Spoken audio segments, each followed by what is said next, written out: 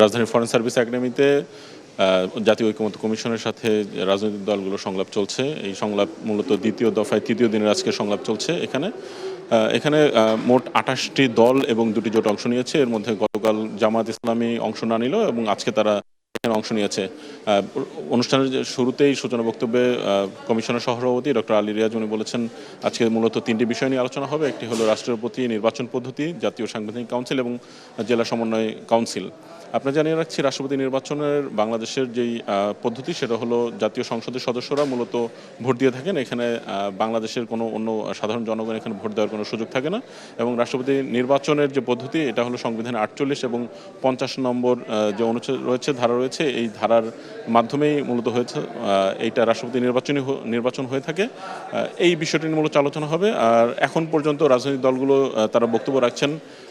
এখানে এখন আলোচনা চলছে জাতীয় সাংবিধানিক কাউন্সিলের ইস্যুতে। আপনি জানিয়ে রাখছি, জাতীয় সাংবিধানিক কাউন্সিল মূলত এটি সংবিধান সংশোধন, সংস্কার এবং জাতীয় গুরুত্বপূর্ণ সিদ্ধান্ত গ্রহণের একটি উচ্চ পর্যায়ের একটি কমিটি।